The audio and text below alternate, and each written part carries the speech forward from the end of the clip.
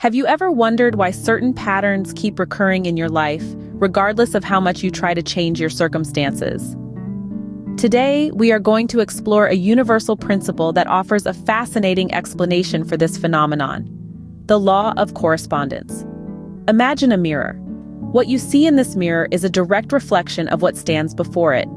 In the same way, our external reality is a mirror reflecting our internal state. This is the essence of the law of correspondence. It suggests that our outer world is a direct reflection of our inner world, our thoughts, beliefs, and feelings. If we want to change our circumstances, we must first change what's within us. To put it in simpler terms, our life is like a garden. If we plant seeds of love, positivity, and abundance, that's what we'll see blooming around us. But if we sow seeds of doubt, negativity, and scarcity, we'll see those manifest in our external reality. The key to a beautiful garden is not just tending to the flowers, but nurturing the soil they grow in. Now, you may have heard of the phrase, as above, so below, or as within, so without. These phrases are the essence of the law of correspondence. They imply that patterns repeat themselves on all levels of existence. The microcosm reflects the macrocosm and vice versa. What happens in the universe happens in us, and what happens in us happens in the universe. A crucial part of understanding the law of correspondence is realizing the importance of doing the internal work first. It's about clearing the clutter in our minds, challenging our limiting beliefs, and embracing a mindset of abundance and worthiness. Remember, our life is now attracting all that we desire, and we are worthy of it. The law of correspondence is intricately linked to the law of divine oneness, reinforcing the idea that everything in the universe is interconnected and interdependent. To understand this better, let's delve into a story that showcases the law of correspondence in action. Imagine a man named John, who, despite his hard work, always finds himself struggling with financial instability. John was a diligent worker, always on top of his tasks, but no matter how much he toiled, his financial situation never seemed to improve. He often found himself pondering why he couldn't quite break free from this cycle of scarcity. One day, John stumbled upon the law of correspondence. Intrigued, he explored further and discovered that this law suggests our outer world is a reflection of our inner world. It implies that our thoughts, beliefs, and feelings have a significant influence on what manifests in our physical world. John started to connect the dots. He realized that his childhood was filled with phrases like, "we can't afford that," or "money doesn't grow on trees," which had ingrained a sense of financial limitation in him. These beliefs had taken root in his subconscious and were now dictating his reality. Determined to change, John began to work on his inner self. He started to question and challenge his deep-seated beliefs about money. He delved into self-reflection, introspection, and meditation. He consciously replaced his negative thoughts with positive affirmations like, "I am worthy, and my life is now attracting all I desire." He understood that he had to believe in his prosperity before it could manifest in his life. The law of correspondence also resonated with the law of divine oneness, which states that patterns repeat themselves. This principle made John realize that his financial struggles were not isolated incidents, but part of a larger pattern that was rooted in his inner world. He understood the phrase, "as above, so below, as within, so without." It meant that his internal state of mind and feelings were directly reflected in his external circumstances. John's journey was not easy. It required patience, persistence, and conscious effort. But he was committed. He was ready to break the cycle of financial instability and open himself to abundance. Over time, John started to notice changes. His perspective towards money had shifted, and he no longer saw it as a source of stress, but as a tool for growth and prosperity. He began to notice opportunities he had previously overlooked. His work started to pay off, and slowly but surely, his financial situation started to improve. John's story is a testament to the power of the law of correspondence. By working on his inner self, he was able to change his outer world. His journey shows us that our thoughts, beliefs, and feelings have a profound impact on our physical reality. As John worked on his inner self, he began to see changes in his external world. His finances improved, and he started experiencing abundance. So, what can we learn from John's story? You see, John's experience is a shining example of the law of correspondence at work.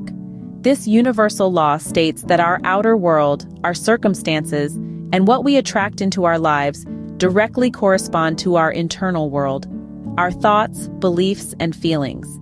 It's the idea that what is happening within us is mirrored in our external world. The law of correspondence is like a cosmic mirror, reflecting back to us what we are feeling and believing inside. It's a law that doesn't judge or discriminate. It simply responds to the energy we're emitting. When John changed his internal world, his external world transformed in response. This law is akin to the saying, "As above, so below, as within, so without." The above and below refer to the spiritual and physical realms, while the within and without signify our inner and outer worlds. This phrase encapsulates the essence of the law of correspondence, signifying that what transpires in our inner world is reflected in our outer world. Now let's dig a little deeper. The law of correspondence is intimately connected with the law of divine oneness. The law of divine oneness states that everything in the universe is interconnected. We're all part of the same cosmic fabric, and our thoughts, feelings, and actions ripple out into the universe, affecting the whole. When we understand this, it becomes clear why our internal world has such a profound impact on our external world. Our inner thoughts and feelings aren't isolated within us. They ripple out, influencing our circumstances and attracting similar energy back to us. Think of it like tuning a radio. If you want to listen to a specific station, you tune your radio to that frequency.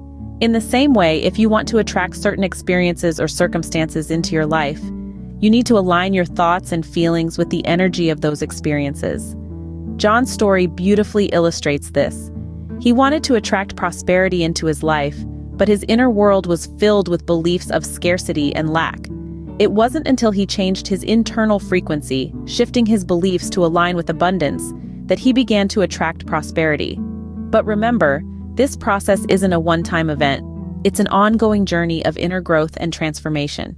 It's about continually aligning our thoughts and feelings with what we desire to experience in our outer world.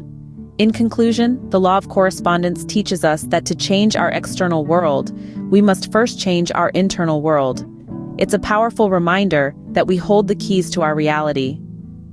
Remember, our external world is a direct reflection of our internal world. Change starts from within.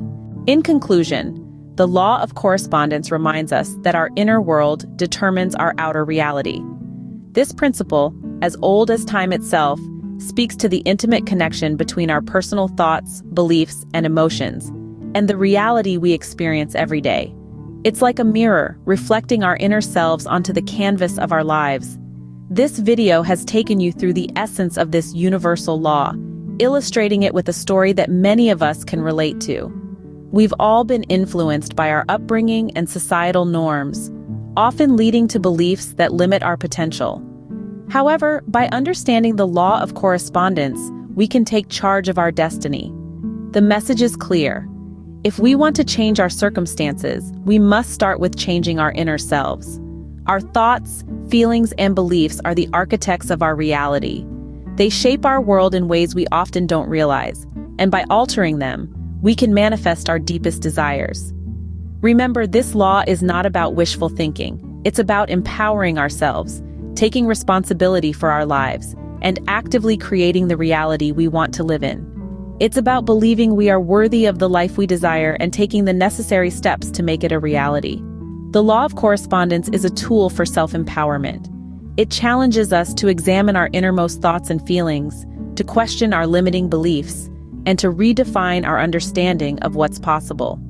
It's a journey of self-discovery and transformation, and it begins with a single, powerful decision. The decision to believe in our worthiness and to actively shape our reality.